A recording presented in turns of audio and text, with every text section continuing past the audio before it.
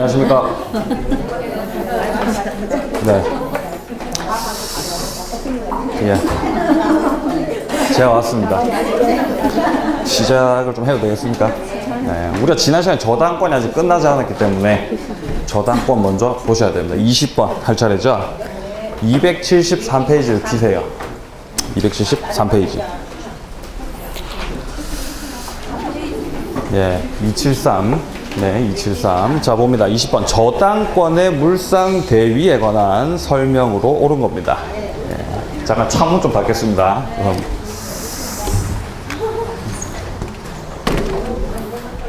네, 물상 대위. 자, 1번에 보시면은 대위를 할 물건이 제3자에 의해서 압류된 경우에는 물상 대위성이 없다라고 되어 있는데 맞습니까? 제3자가 압류해도 상관없습니까? 자, 을이라고 하는 저당권자가 있습니다. 자, 그런데 지금 갑에 예를 들어서 뭐 주택이라던가 요런 거로 이렇게 저당을 잡아 놨었는데 이 주택이 만약에 뭐 멸실돼 가지고 보험금이라고 하는 형태로 만약에 바뀌었다. 예? 그러면은 저당권자가 보험금에 대해서 압류를 하게 되면은 물상대위권을 행사할 수가 있죠. 그런데 그걸 꼭 을이라고 하는 이 저당권자 지가 압류할 필요는 없어요. 만약에 병이라고 하는 갑의 채권자가 있었습니다. 그래서 이 채권자가 만약에 이 보험금에 대해서 압류를 했다. 을이 직접 하지 않고 다른 채권자라든가 다른 담보 물권자가 이렇게 압류를 했다 하더라도 저당권자는 이 보험금에 대해서 물상대위 할 수 있습니다. 물상대위권 행사할 수 있어요. 보험금이 만약에 갑의 손아귀에 들어가 버렸어요. 그럼 물상대위 안 됩니다. 특정성을 잃었죠. 네, 자, 그런데 보험회사가 보험금을 지급하기 전에 재빨리 이렇게 압류를 했다라고 한다면 물상대위권 행사할 수가 있는데 꼭 지가 행사할 필요는 없고 다른 채권자가 압류해도 괜찮다 이 말입니다. 이해되시죠? 좋습니다. 자, 2번 전세권을 저당권의 목적으로 한 경우 저당권자에게 물상대위권이 인정되지 않는다라고 되어 있는데 인정이 됩니다. 인정이 돼요. 자, 만약에 을이 전세권자입니다. 전세권자인데 이 전세권에 대해서 만약에 저당권이 들어와 있다. 자, 이런 상태라고 한다면은 만약에 이 전세권자가 돈을 못 갚습니다. 그러면은 이 전세권자가 갑으로부터 받을 보증금 채권이 있죠. 받을 돈이 있단 말입니다. 갑으로부터. 이 채권, 이 보증금에 대해서 저당권자가 압류를 하는 거죠. 그러니까 갑이 을에게 뭡니까? 보증금을 주기 전에 바로 압류를 해야 되는 거예요. 그럼 이제 또 특정이 되는 거죠. 예, 그럼 이제 물상대위권 행사할 수 있는 겁니다. 이해되시죠? 좋습니다. 자, 3번. 저당권 설정자에게 대위할 물건이 인도된 후에 저당권자가 그 물건을 압류한 경우 물상대위권 행사할 수 있다라고 되어 있는데 물건이 인도되고 나면은 소용이 없어요. 인도되기 전에 압류를 해야 된다고요. 아시겠습니까? 물건을 그냥 대금이라고 생각하시면 더 편합니다. 오히려 예, 인도되기 전에 압류해야 됩니다. 따라서 3번도 틀렸고요. 자, 4번. 저당권자는 저당 목적물의 소실로 인해서 저당권 설정자가 취득한 화재 보험금 청구권에 대해서 물상대위권을 행사할 수 있다. 맞습니까? 네, 맞죠? 보험금 청구권, 물상대위권 할 수 있습니다. 당연히 4번에 맞는 말이죠. 자, 다음 5번에 보시면은 저당권이 설정된 토지가 공익사업을 위한 토지 등의 취득 및 보상에 관한 법률에 따라 협의 취득된 경우. 이 본 적 있죠, 이거? 이거 지난 시간에 했던 겁니다. 그러니까 예전에 기출됐던 게 27회, 바로 작년 문제 한 번 더 나온 거예요. 자, 그게 어디 나왔었냐면요. 자, 책을 앞으로 좀 펴보세요. 자, 260이 아니라 죄송합니다. 몇 페이지죠? 267페이지 펴보시면은 12번 문제의 선다 5번에 나오고 있죠. 이게 그러니까 26회 때 출제가 됐던 거예요. 근데 그 27회 때 그대로 출제된 거죠. 26회 때는 물상대위를 할 수 없다라고 출제가 됐고 27회 때는 할 수 있다라고 출제가 됐습니다. 이것만 달라졌을 뿐 그대로 출제가 된 겁니다. 예, 할 수 있다 그랬어요? 없다 그랬어요? 없다 그랬죠. 예, 5번 틀렸습니다. 따라서 정답은 4번이고요. 자, 다음 21번. 저당권 성립 및 효력에 관한 설명으로 틀린 겁니다. 자, 1번에 장래의 특정한 채권은 저당권의 피담보 채권이 될 수 있다. 현재는 특정되어 있지 않지만 장래에 특정될 수 있는 채권 뭡니까? 그렇죠. 근저당이죠. 근저당. 예? 근저당은 채권이 증감 변동하죠. 아직 특정이 안 돼 있어요. 하지만 장래에 특정이 되죠. 예, 얼마든지 할 수 있습니다. 피담보채권 될 수 있어요. 맞는 말이고요. 자, 2번. 물상대위권 행사를 위한 압류는 그 권리를 행사하는 저당권자에 의해서만 가능하다. 어떻습니까? 틀렸죠? 지가 압류 안 해도 된다고 했습니다. 다른 애가 압류해도 돼요. 2번이 틀린 말이죠. 정답입니다. 자, 다음 3번. 저당 부동산에 대해 지상권을 취득한 제3자는, 여기서의 제3자 누굽니까? 네? 딱 이 단어가 나와야 돼요. 그렇죠. 제3취득자죠. 그 불쌍한 놈이죠. 자, 제3취득자. 제3취득자는 저당권자에게 피담보 채권을 변제하고 저당권의 소멸을 청구할 수 있다. 그렇죠. 변제권이 있습니다. 예, 맞는 말이고요. 4번. 건물의 증축 비용을 투자한 자가 그 대가로 건물에 대한 공유지분 이전 등기를 경료받은 경우 저당권이 실행되더라도 매수대금에서 우선 상환을 받을 수 없다. 여기서 표현하고 있는 이 우선 상환이라고 하는 거 있죠. 이게 이제 제3취득자가 행사하는 권리입니다. 기억나세요? 필요비라든가 유익비를 지출했을 때 우선해서 상환받는다 그랬죠. 제3취득자가. 근데 지금 이 선다 4번에서 얘기하고 있는 공유지분권자. 공유지분권자가 제3취득자입니까? 아니라는 거예요. 아니라는 겁니다. 그런 취지의 문제입니다. 지금 이 선다 4번은. 따라서 우선 상환 받을 수 없다. 예, 맞는 말이고요. 자, 5번. 저당권이 설정된 나대지에 건물이 축조된 경우 토지와 건물이 일괄 경매되더라도 저당권자는 그 건물의 매수 대금으로부터 우선 변제받을 수 없다. 우선 변제받을 수 없습니까? 우선 변제받을 수 없죠? 기억나세요?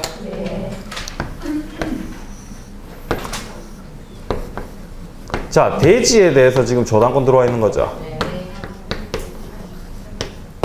근데 만약에 건물도 갑소유라고 한다면은, 그러니까 저당권 설정 당시에 만약에 건물이 있었다라고 한다면은 그때도 뭐 법정지상권 뭐 따져볼 문제지만 지금 법정지상권 문제 아닙니다. 자, 저당권이 먼저 들어왔고 그 이후에 건물이 축조가 됐고 이게 갑소유라고 한다면은 토지와 건물이 경매 청구 당시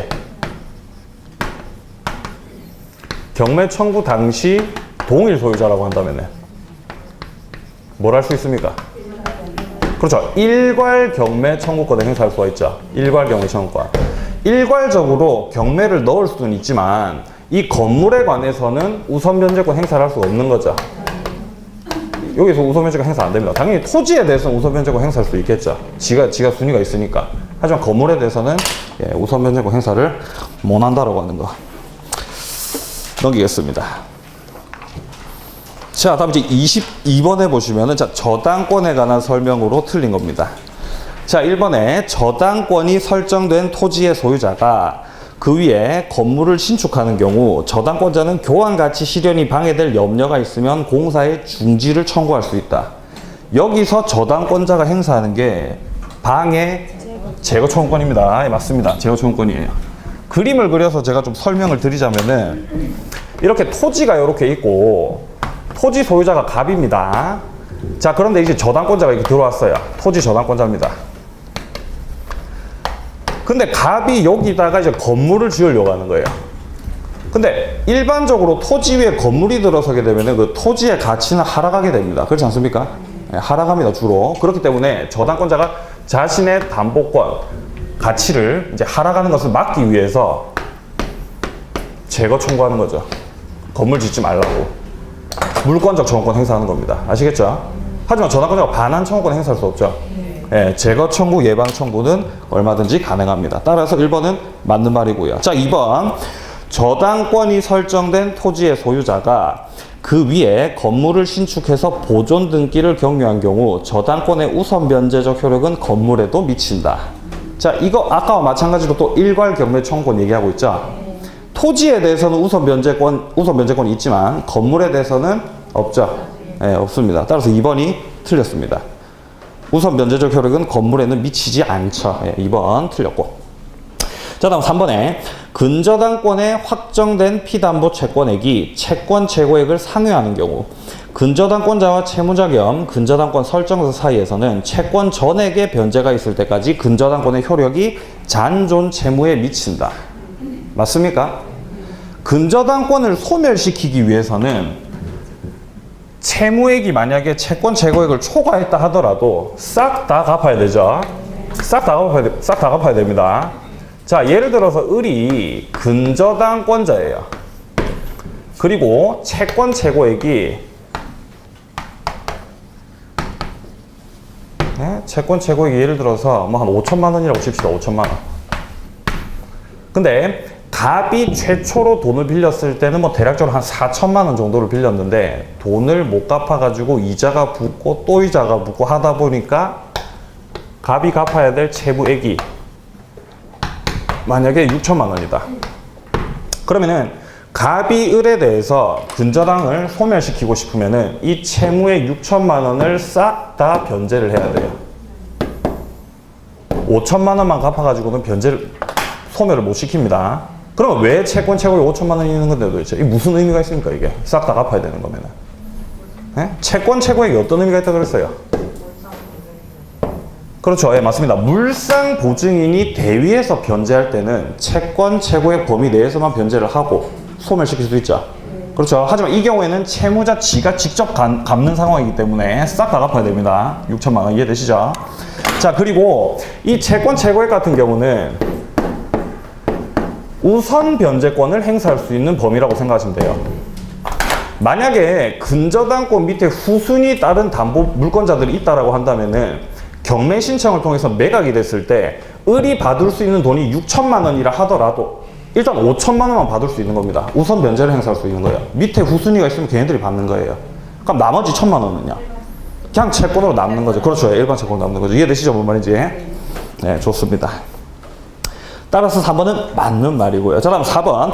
기본 계약인 당좌 대월 계약에서 발생한 채무를 담보하기 위한 근저당은 그 결산기가 도래한 이후에 발생한 약속 엄상의 채권을 담보하지 않는다라고 되어 있습니다. 일단 여러분들 여기서 당좌 대월 계약이라고 하는 이 낯선 용어가 등장을 하고 있지만 우리가 여기서 조금 포커스를 둬야 될 부분은 그 줄 끝에 쪽에 보시면 결산기라는 말이 있죠. 결산기. 결산기라는 표현이 딱 등장을 하게 되면은 채권이 확정되었다라고 하시면 됩니다. 자, 다시 한번. 자, 결산기. 결산기라는 표현이 등장하게 되면은 아, 채권이 확정이 되었구나. 채권이 들쭉날쭉 거리다가 채권이 비로소 확정이 되게 되면은 그 이후에 발생한 채권은 더 이상 채권 최고액 범위 내에서 더 이상 담보될 수 없는 거예요. 뭔 말인지 아시겠어요? 예. 그런 취지로 아시면 되겠습니다. 따라서 4번도 맞는 말이고요. 따라서 이제 결산기가 도래한 이후 이미 뭡니까? 채권이 확정된 이후에 발생된 채무는 더 이상 담보가 안 된다라는 취지입니다. 이해되시죠? 예, 좋습니다. 자, 다음 5번. 저당권 설정 전에 저당 부동산에 대해서 지상권 취득한 자는 저당권의 실행으로 영향을 받지 않는다. 맞습니까? 지상권자가 선순위죠, 지금. 저당권은 영향을 받는다, 안 받는다? 안 받는 거죠. 예, 지상권 계속 있어도 돼요. 자, 다음 이제 오른쪽으로 넘어가시면은 이제 공동담보가 나오고 있습니다. 공동저당권이 나오고 있습니다. 예, 일단 문제를 한번 읽어볼게요. 갑은 을에 대한 3억 원 채권 담보하기 위해서 을 소유 X 토지와 Y 건물에 각각 1번 공동저당권을 취득하고, 자, 병은 X 토지에 피담보 채권 2억 4천만 원의 2번 저당권을, 자, 그 다음에 정은 Y 건물에 피담보 채권 1억 6천만 원의 2번 저당권 취득했다.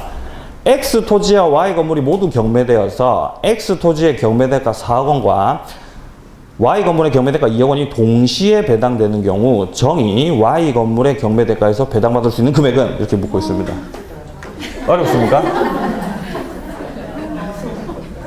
사실 어렵지 않아요. 아니, 안 어려워요. 그림은 그림 안 어렵습니다.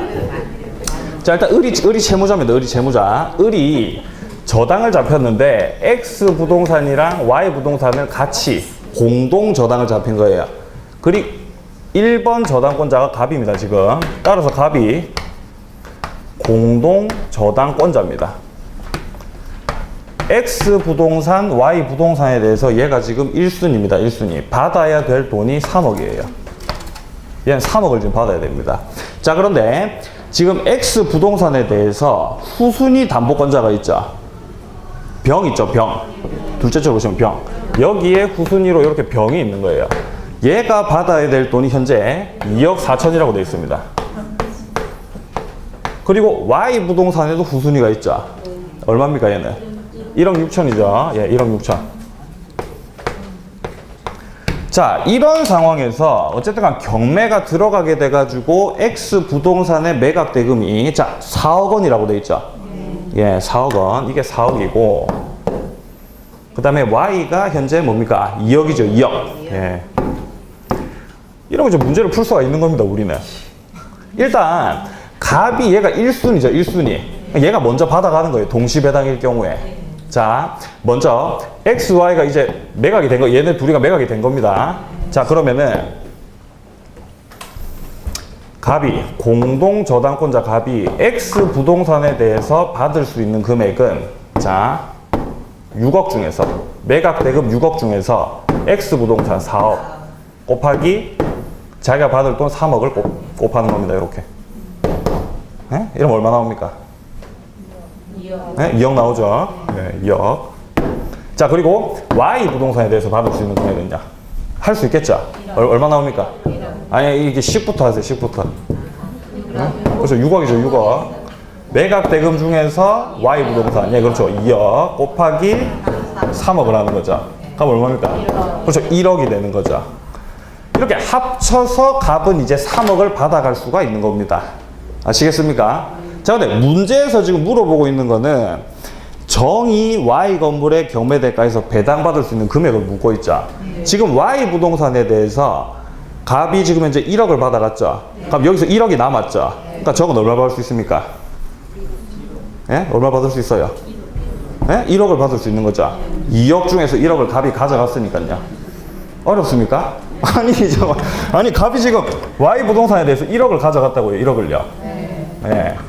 그러니까 지금 요 2억짜리가 갑이 1억 가져갔으니까 나머지 1억을 얘가 이제 받아가는 거죠. 후순위가. 네.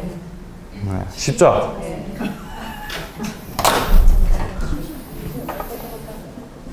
그러니까 계산 자체는 어렵지 않아요. 근데 하지만 시험 칠 때 이렇게 딱 보는 순간에 하기가 싫어지죠. 마지막에 하세요. 마지막에. 문제 다 푸신 다음에. 공동저당 문제는 한 문제 나올 거라고 생각하시면 됩니다. 한 문제 정도 나올 거라고 보시면 돼요. 예. 뭐 안 나올 수도 있지만. 예. 자, 그리고 자, 그래서 따라서 정답은 이제 4번이 되는 거죠. 1억 원. 예. 포기하지 마세요. 예. 네. 네?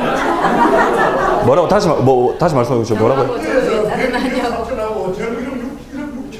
예. 그 계산 문제에 아무런 관여를 안 하고 있잖아요, 그죠? 예, 그렇죠. 얘는 관여 안 하고 있는 겁니다. 그렇죠. 예. 근데 얘네들이 얼마를 받을 수 있는지도 상당히 뭐 좀 뭡니까 그 계산할 때 필요한 경우도 있어요.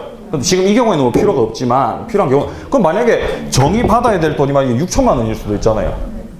예? 선생님 지금 뭐 질문하신 처럼 정의 받아야 될 돈 6천만 원일 수도 있다고요. 그러면 갑이 여기서 1억 가져가 버리면 얘는 이제 6천밖에 못 받는 거죠.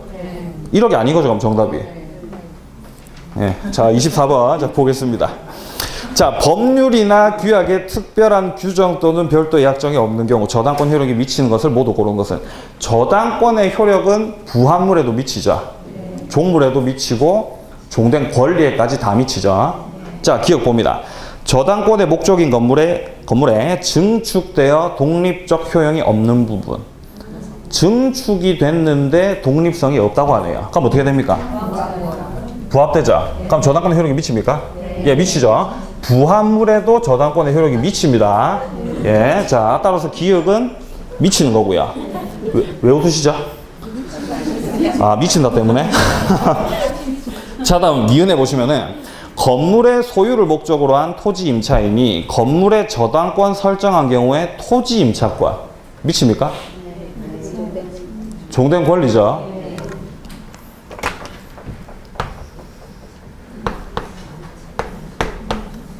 자, 을이 토지 임차인입니다. 토지 임차인이에요, 을이. 을이 토지 임차권에 근거해서 건물을 지었습니다. 이 건물이 을 겁니다, 을 거. 자, 이 상태입니다. 자, 이 상태에서 이 건물에 대해서 만약에 저당권이 들어왔고 을이 돈을 안 갚으니까 저당권자가 경매를 실행했다면 경매. 이 경매를 통해서 이제 경락인이 나오겠죠. 자, 정의 예를 들어서 경락인입니다. 자, 이 경락인은 물론 건물의 소유자죠. 하지만 건물 소유권만 취득하는 게 아니라 뭐까지 취득한다? 사건. 예, 토지 임차권까지 같이 취득을 합니다. 정이 만약에 건물만 취득할 수 있는 상황이라고 한다면은 토지 소유자 갑이 물권적 정권 행사해가지고 그냥 건물 철거돼 버리겠죠. 네, 그걸 방지하기 위해서 토지 임차권까지 정한테 인정을 해주는 겁니다. 이렇게 왜 이렇게 경락인에게 토지 임차권까지 이렇게 오냐 하면은 바로 이 저당권, 요 놈의 효력이 이 건물 자체에만 미치는 게 아니라 이 건물을 뭡니까? 예? 이 건물을 유지하게끔 하기 위한 을의 임차권에도 효력이 미치기 때문이에요. 종된 권리에도 효력이 미치기 때문에 그렇습니다. 예. 따라서 니은도 효력이 미치는 거죠. 자, 다음 디귿. 구분 건물의 전유 부분에 관해서 저당권이 설정된 후 전유 부분의 소유자가 취득하여 전유 부분과 일체가 된 대지 사용권. 대지 사용권도 역시 전용 부분의 종된 권리입니다. 따라서 저당권의 효력이 예, 미치는 거죠. 예, 싹 다 미칩니다. 그래서 기읍, 니은, 디귿. 자, 이제 근저당이 본격적으로 등장하고 있습니다. 25번을 보시면은, 자, 근저당권에 관한 설명으로 옳은 겁니다. 자, 1번에 채권 최고액은 필요적 등기사항이 맞습니다. 채권 최고액 반드시 등기해야 돼요. 근저당권. 틀렸고요. 자, 2번. 피담보 채권이 확정되기 전에는 당사자의 약정으로 근저당권을 소멸시킬 수 없다. 있습니다. 얼마든지 돈 갚아주고 나가라고 할 수 있어요. 자, 3번. 확정된 피담보 채권액이 채권 최고액을 초과하는 경우 물상보증인은 채권 최고액의 변제만으로 근저당권 설정 등기에 말소를 청구할 수 없다. 있죠? 예, 채권 최고액만 변제하면 됩니다. 물상보증인. 자, 4번. 최선순위 근저당권자가 경매를 신청해가지고 경매 개시 결정이 된 경우 그 근저당권의 피담보 채권은 경매 신청 시에 확정된다. 맞습니까? 예, 신청 시에 확정입니다. 자, 만약에 갑이라고 하는 채무자가 있고 을이 근저당권자입니다. 자, 그리고 후순위로 또 근저당권이 있어요. 자, 이런 경우에 만약에 을이 경매 신청을 이렇게 이제 하지 않습니까? 경매 신청. 그러면은 을이 가지고 있던 채권이 아직 확정되기 전인데 경매를 딱 신청을 하게 되면 이렇게 딱 확정이 돼요. 자, 을의 채권은 경매 신청 시 확정입니다. 근데 이 병 같은 경우는 을이 경매 신청을 했다고 해서 지가 확정이 돼버리면 너무 억울합니다. 왜냐면은 이 근저당 같은 경우는 시간이 지남에 따라서 채권액이 올라가는 경우가 많거든요. 이자를 못 갚으니까. 예? 그러니까 이 병 같은 경우는 채권액이 지금 이렇게 계속 오르고 있는 중이에요. 근데 네가 경매 신청을 했다고 해서 나까지 확정되는 건 좀 억울할 수가 있죠. 따라서 병의 근저당 채권의 확정은 매각대금 완납시입니다. 경매 들어가가지고 이렇게 경락인이 나오겠죠. 예, 이 정이라고 하는 경락인이 매각대금을 다 냈을 때 그때 이제 채권이 확정되는 거예요. 병 같은 경우는. 자, 그럼 만약에 이 상황에서 을이 경매 신청을 한 게 아니라 만약에 병이 경매 신청을 하면 어떻게 됩니까? 병의 채권 언제 확정돼요? 경매 신청 시 확정입니다. 지가 신청하면은 바로 신청 시 확정되는 거예요. 하지만 신청 안 한 놈은요? 매각되고 완납시 확정이라고요. 순위에 따른 게 아닙니다. 지금 이 경우에는 을이 경매 신청을 했기 때문에 경매 신청 시 확정이에요. 예? 경매 신청 안 한 놈은 매각되고 완납시 확정. 이해되시죠? 예, 좋습니다. 자, 따라서 이 4번 같은 경우는 이제 맞는 말인 거죠. 경매를 신청해서 경매 개시 결정이 된 경우 피담보 채권은 경매 신청 시 확정에 맞는 말입니다. 4번. 자, 5번. 피담보 채권이 확정되기 전에는 채무 원인의 변경에 관해서 후순위 권리자의 승낙이 있어야 된다. 후순위 권리자의 승낙이 필요합니까? 채무 원인을 바꾸는 건데 만약에 채권액 자체를 갖다가 막 높인다든가 이러면 당연히 후순위 권리자의 이해관계가 개입이 될 수가 있겠지만 지금 요거 같은 경우는 채무 원인에 대한 변경이기 때문에 후순위 권리자 승낙 필요 없습니다. 예, 따라서 5번도 틀렸고요. 자, 그럼 이제 26번 보겠습니다. 근저당권에 관한 설명으로 틀린 거죠. 1번. 채권 최고액은 저당 목적물로부터 우선 변제를 받을 수 있는 한도액을 의미한다. 맞습니까? 예, 맞습니다. 우선 변제적 효력을 주장할 수 있는 한도액입니다. 채권 최고액. 자, 2번. 채무자의 채무액이 채권 최고액을 초과하는 경우 물상보증인은 채무자의 채무 전액을 변제하지 않으면 근저당권 설정 등기 말소를 청구할 수 없다. 맞습니까? 틀렸죠. 채권 최고액만 변제하면 되죠. 물상보증인. 네. 따라서 2번이 틀렸네요. 자, 3번. 근저당권의 피담보 채권이 확정된 경우 확정 이후에 새로운 거래관계에서 발생하는 채권은 그 근저당에 의해서 담보되지 않죠. 아까 했던 거죠. 예. 확정 이후는 담보 안 합니다. 4번. 근저당권자가 경매를 신청한 경우 그 근저당권의 피담보 채권은 경매를 신청한 때 확정이고, 자, 5번에 근저당권의 후순위 담보권자가 경매를 신청한 경우 근저당권의 피담보 채권은 매수인이 매각대금을 완납한 때 확정. 이해되십니까? 그러니까 선순위랑 후순위가 이렇게 있는데 선다 5번에서 얘기하고 있는 거는 후순위, 얘가 지금 경매 신청을 했다는 거예요. 그러면 얘의 확정은 경매 신청 시가 아니라 매각대금 완납신 거죠. 병이 신청했을 때. 안 헷갈리죠? 예, 헷갈리면 안 됩니다. 자, 그럼 이제 27번 보겠습니다. 자, 근저당권에 관한 설명으로 틀린 겁니다. 1번에 피담보 채무 확정 전에는 채무자를 변경할 수 없다. 변경할 수 있어요. 얼마든지 변경할 수 있습니다. 바로 1번이 정답이죠. 예, 26회 때 참 문제가 쉬웠습니다. 자, 다음 2번. 1년분이 넘는 지연배상금이라도 채권 최고액 한도 내라면 전액 근저당권에 의해 담보된다. 맞습니까? 예, 맞죠? 만약에 근저당이 아니라 그냥 저당권이라고 한다면은 우선 변제권을 행사할 수 있는 거는 지연배상금 1년분에 하나입니다. 1년분.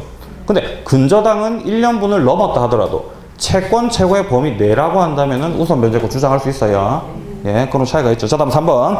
근저당권이 성립하기 위해서는 그 설정 행위와 별도로 피담보 채권을 성립시키는 법률 행위가 있어야 된다. 맞습니까? 금전 소비대차 계약이 있고 그 다음에 저당권 설정 계약이 있는 거죠. 네, 그 말입니다. 지금 여기서 말하는 이 법률 행위가 뭡니까? 금전 소비대차 계약을 말하는 겁니다. 돈 빌려주는 계약. 자, 다음 4번. 후순위 근저당권자가 경매를 신청한 경우 선순위 근저당권의 피담보 채권은 매각대금 완납 시 확정. 맞습니까?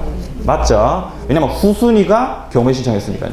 예, 자, 다음 5번. 선순위 근저당권에 확정된 피담보 채권액이 채권 최고액을 초과하는 경우 후순위 근저당권자가 그 채권 최고액을 변제하더라도 선순위 근저당권의 소멸을 청구할 수 없다? 어떻습니까?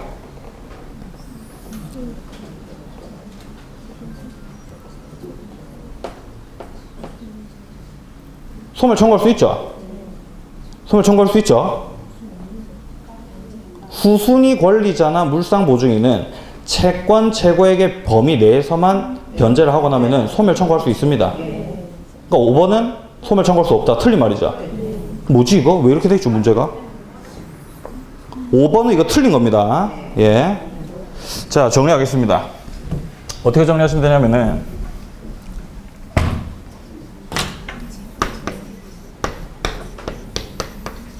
자, 후순위 권리자 그리고 물상보증인 얘네들 같은 경우는 선순위 권리자, 선순위 저당권자에 대해서 채권 최고액만큼만 변제를 하고 소멸 청구할 수 있습니다. 이렇게 정리하시면 돼요. 따라서 이 5번 같은 경우는 지금 뭐 잘못 이해한 거 없죠 지금? 아까 수업했는데 후순위 같은 경우에는 안 된다고 하셨어요. 아, 그래요? 예.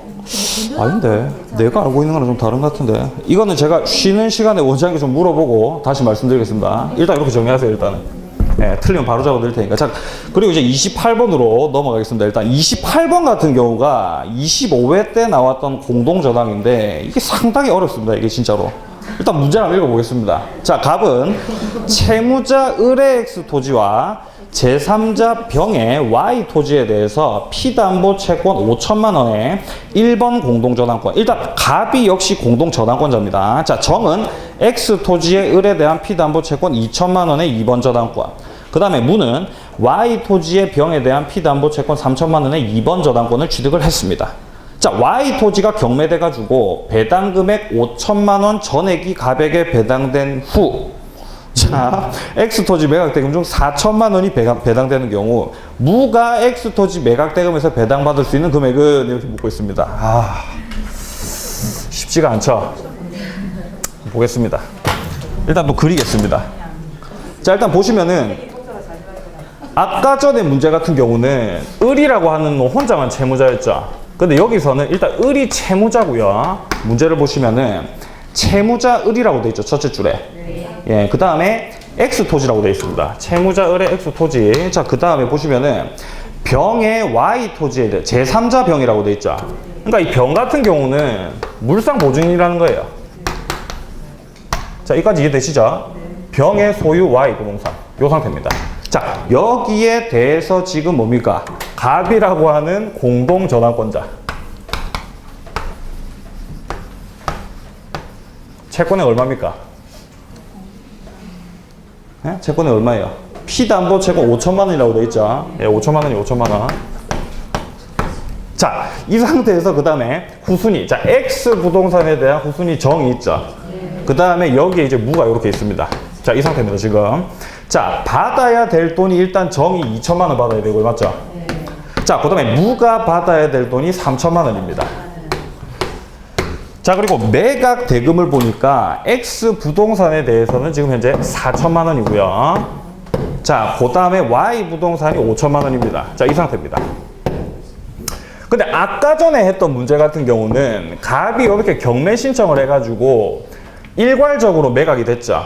예, 동시배당이었습니다. 근데 이 상태 같은 경우는 지금 물상 보증인 소유의 Y 부동산에 대해서만 일단 먼저 배당이 돼가지고 갑이 5천만 원 받고 나갔다고요. 어떤 상태인지 아시겠어요? 자, 이럴 경우에 누가 받을 수 있는 금액입니까? 무가 받을 수 있는 금액이에요, 무가.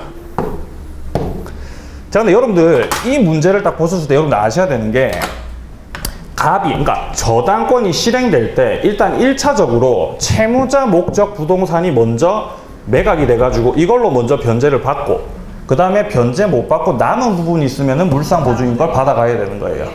이건 일단 알고 계시죠? 자, 그런데 지금 갑 요놈이 물상 보증인 것만 먼저 쏙 받고 나가버렸기 때문에 이 물상 보증인 억울하죠? 구상권 청구할 수 있습니다. 구상권. 원래 이 5천만 원, 그러니까 그러니까 채무자 을의 부동산 4천만 원 이거에 대해서 먼저 변제가 다 이루어지고 부족한 게 있으면 이렇게 돼야 되는 건데 지금 4개 먼저 매각이 돼버렸기 때문에 을한테 구상권 행사할 수 있습니다. 예, 자, 그렇게 되면은 지금 이 무 있죠? 여기 후순위 무. 얘가 갑이 가지고 있던 이 1순위 저당권 있죠? 이걸 대위 행사할 수 있어요. 예? 1순위 저당권 대위 행사할 수 있다고요. 요렇게 대위 행사합니다.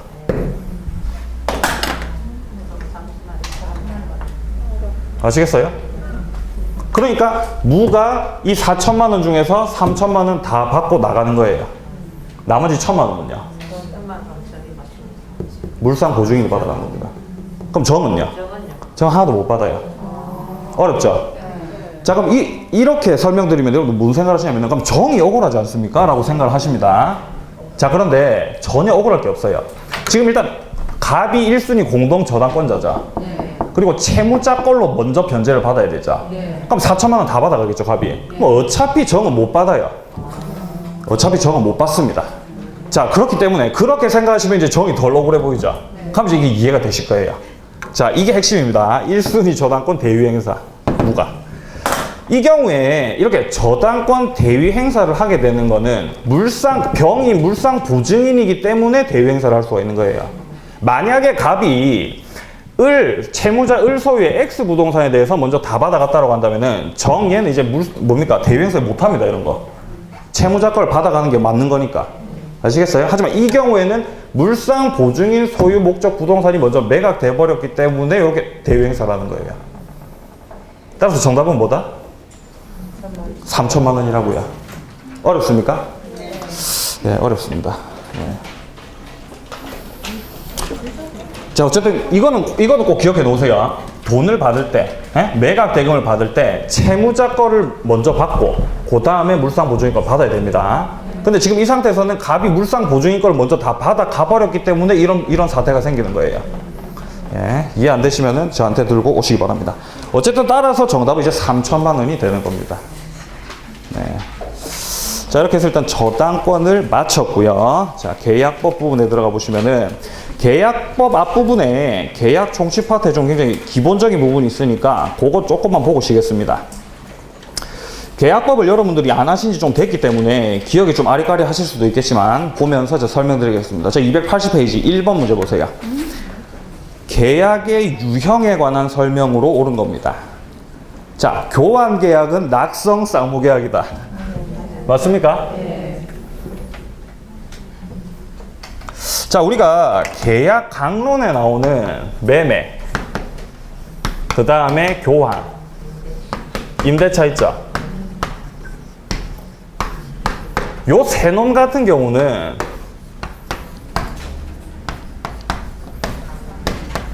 낙상 유불입니다. 낙성, 쌍무, 그 다음에 유상, 불요식입니다. 이 세 놈 싹 다. 일단 기본적으로 이건 알고 계셔야 돼요. 낙상 유불. 낙성 계약이 뭡니까? 낙성 계약의 낙자가 승낙의 낙자예요. 그러니까 청약과 승낙의 의사표시만으로 성립하는 계약. 그게 바로 낙성 계약입니다. 낙성 계약 반대는요? 네? 낙성 계약 반대. 그렇죠. 요물 계약이죠. 요물 계약. 청약과 승낙만으로는 성립하지 않고 물건이 요구되는 거. 그게 이제 요물 계약입니다.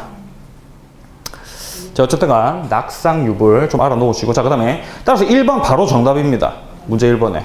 예, 교환 계약은 낙성 쌍무다. 일단 매매 교환 임대차가 낙상 유불이라고 하는 건 기본적으로 딱 알고 계셔야 돼요. 그래 문제가 쉽게 풀립니다. 자, 그다음 2번 매매 계약은 유상 요물이 아니라 유상 낙성이죠. 낙성. 예, 요물 아닙니다. 자, 3번 증여 계약은 유상 무상, 증여계약이 무상인 건 아시겠죠? 네. 그냥 주는 거니까. 하지만 요식이 아니라 불요식입니다.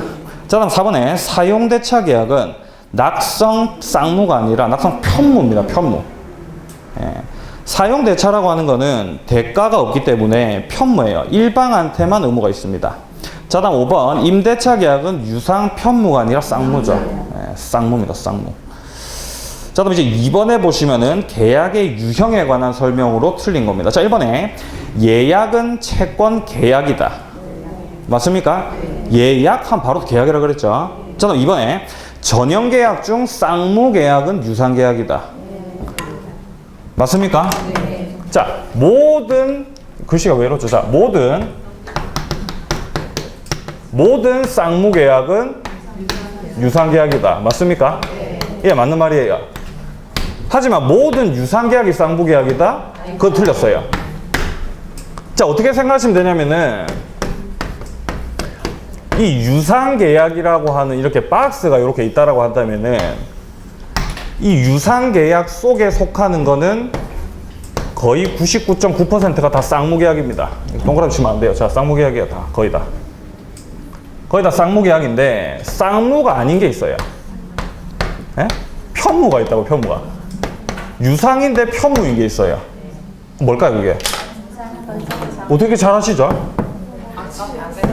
아까 했습니까?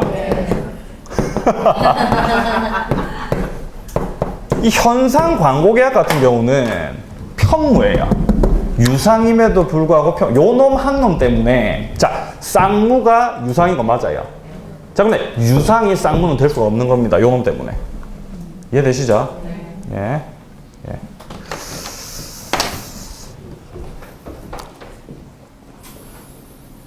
자, 다음 3번에 보시면은 교환 계약은 요물 계약이다. 요물입니까? 낙성이죠. 매매 교환 임대차가 낙상 유불이라는 거 말고 다 풀 수 있는 문제들입니다. 자, 다음 4번 매매 계약은 쌍무다. 맞는 말이고요. 5번 임대차 계약 유상. 예, 맞죠. 자, 그럼 이제 3번에 보시면은, 자, 청약과 승낙에 대한 계약 성립입니다. 자, 보시면은 1번에 청약과 승낙의 주관적, 객관적 합치에 의해서 계약이 성립한다. 맞습니다. 합치가 있어야죠. 자, 그럼 2번. 승낙 기간을 정한 계약의 청약은 청약자가 그 기간 내에 승낙의 통지를 받지 못한 때에는 원칙적으로 그 효력을 잇는다. 맞습니까? 예. 승낙 기간을 정해놨죠. 따라서 그 승낙 기간이 지나게 됐다. 그럼 청약은 효력이 없는 거예요. 예, 당연한 말이고. 다음 3번.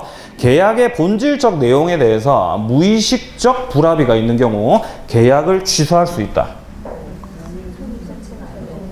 무의식적 불합의.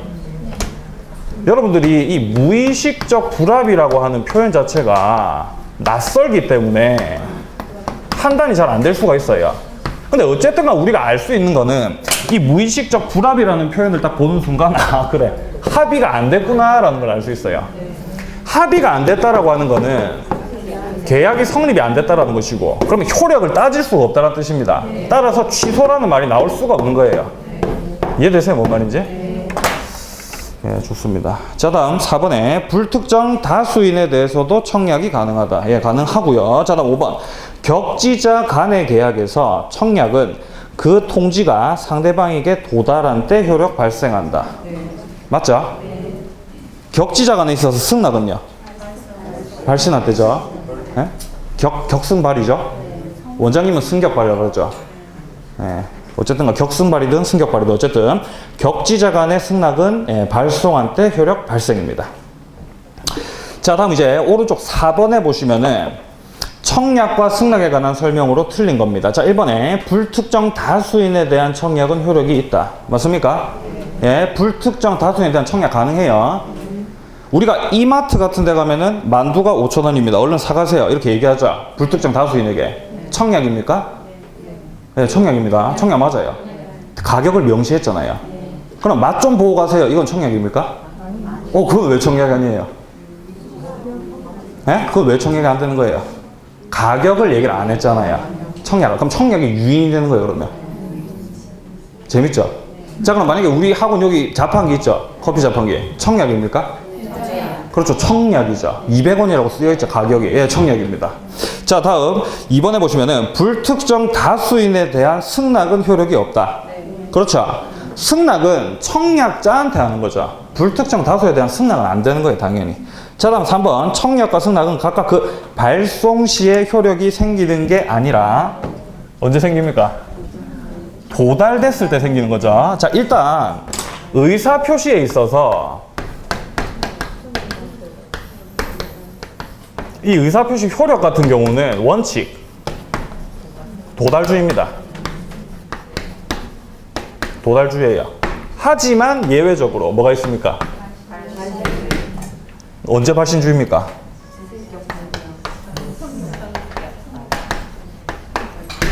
승낙의 의사표시 격지자 사이에 있을 때는 발신주의죠.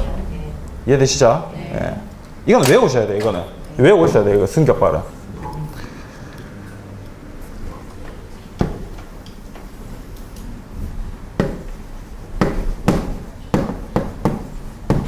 자, 갑이 만약에 을에 대해서 청약을 했어요. 그리고 그 청약이 도달을 했어요. 그러면은 그 청약의 효력이 이렇게 쭉 지속이 되고, 갑은 이 청약의 의사표시를 철회를 못합니다. 철회 못하죠. 상대방에게 도달되고 나면. 이게 뭐예요? 청약의 구속력입니다. 이게 바로 청약의 구속력이에요. 구속력. 철회를 못합니다. 도달하고 나면은. 자, 그런데 그 이후에 을이 이제 승낙의 의사표시를 발송을 해서 격지자가 아니라고 한다면은 을이 승낙의 의사표시를 해가지고 그 승낙의 의사표시가 갑에게 도달됐을 때 계약이 성립되죠. 자, 그런데 격지자 사이에 있어서는 그게 도착하기까지 시간이 좀 걸리기 때문에 갑이 이렇게 뭡니까? 구속력, 어차피 청약의 구속력에 지금 갇혀가지고 철회를 할 수가 없는 상태란 말입니다. 어차피 청약을 철회를 못해요.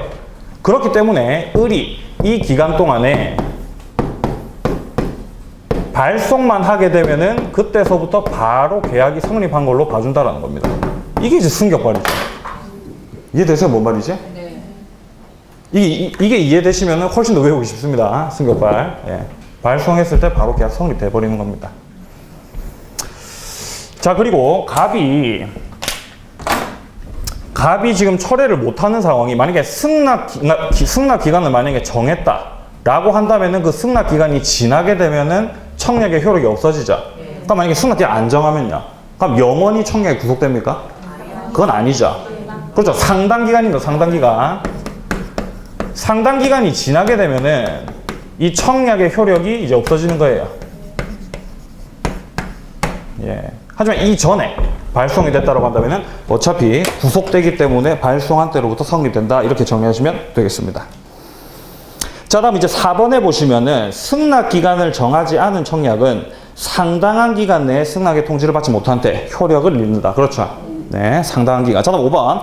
승낙 기간 정하지 않은 청약에 대해서 자, 연착된 승낙은 청약자가 이를 새로운 청약으로 볼 수 있다. 맞습니까? 예. 연착된 승낙이와 또 뭐 있습니까? 변경을 가는 승낙 이런 거 있죠.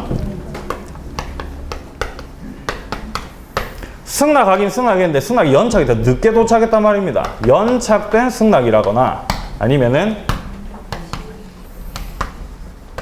변경을 가한 승낙 이런 것들 있죠. 요거는 이제 새로운 청약으로 볼 수가 있는 거예요. 네, 새로운 청약이 됩니다. 자, 따라서 이제 정답은 3번이 되는 거죠. 예, 도달주의가 원칙이기 때문에. 자, 다음 이제 5번만 풀고 쉴 테니까 힘내세요. 자, 5번. 계약의 청약과 승낙에 관한 설명으로 옳은 겁니다. 자, 1번에 격지자 간의 청약은 이를 자유로이 철회할 수 있다. 청약이 도달되면 청약 구속되죠. 예, 자유롭게 철회 못 합니다. 1번 바로 틀렸고요. 자, 2번. 청약은 상대방이 있는 의사표시이기 때문에 청약할 때 상대방이 특정되어야 된다. 불특정 다수에 대해서도 예, 청약할 수 있습니다. 자, 다음 3번. 청약자가 그 통지를 발송한 후 도달 전에 사망을 했다. 그렇다 하더라도 청약의 효력에는 영향이 없죠. 예, 맞는 말이고요. 틀린 말이고요. 상실한다. 다음 4번. 격지자 간의 계약은 승낙의 통지가 도달한 때 성립한다. 아니죠. 발송한 때 성립이죠. 승격발이죠. 4번. 자, 다음 5번에 승낙 기간을 정해서 청약을 했는데 청약자가 승낙의 통지를 그 기간 내에 받지 못한 경우 원칙적으로 청약은 효력을 상실한다. 뭐 당연한 말이죠. 예. 기간을 정했으면 그 기간 안에 도달해야 되는 거예요. 자, 그럼 이 정도까지 보고 6번부터는 조금 쉬었다가 예, 또 계속 내용을 풀도록 하겠습니다. 잠깐 쉬겠습니다.